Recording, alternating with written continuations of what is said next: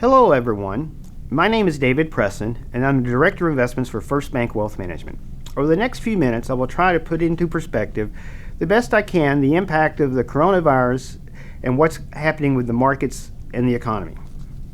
Since peaking on February 19th, the U.S. stock market is off about 12% from the high and down roughly 8% so far this year. This is of course after very strong gains last year and over the last 10 years. But it's not just the magnitude of the drop that has concerned investors, but the speed of the drop as well as the unknowns from the spreading virus. First, we need to remember it's not that unusual for the stock market to suffer periodic corrections. Since 2009, we've had 26 corrections of at least 5%. And in any given calendar year since 1979, the average intra-year decline has been close to 15%.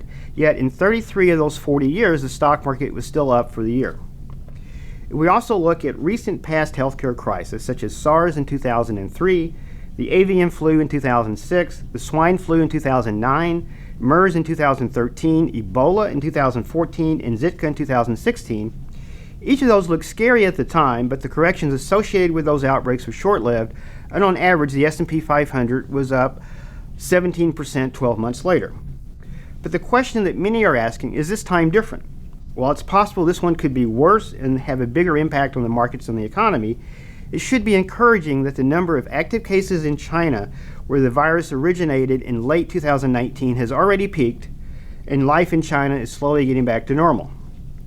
I think it's also important to note the role the media plays in this crisis, as they tend to exaggerate the bad news and gloss over any good news. For example, the media reports on a daily basis the cumulative total coronavirus cases worldwide exceed 100,000. But what you probably won't hear from them is that almost all the people that get the virus recover. And per the CDC as of yesterday, the number of remaining active cases in the world today is less than it was last month. But in the interim, as the virus spreads globally, there will be some type of economic impact due to business disruptions and supply issues. As a result, the Federal Reserve has already cut interest rates by 0.5 point and look for more rate cuts in the near future. We could also see additional stimulus measures in the coming days or weeks. There will be some economic damage. We just don't know yet the full impact or the duration, but eventually economic activity will recover as the virus gets contained. And remember, the stock market tends to discount news 3 to 6 months in the future, so stocks will begin to rebound before the news actually improves. In closing, we understand the news today looks scary and it can be tough to deal with the current volatility.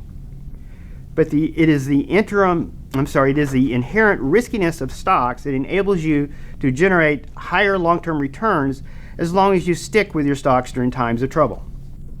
Having a properly diversified portfolio can also cushion the volatility. Currently, bonds are playing the exact role we would like for them during a stock market drop, as they are softening the blow on the downside. In fact, the U.S. bond index now is up about 6% for the year.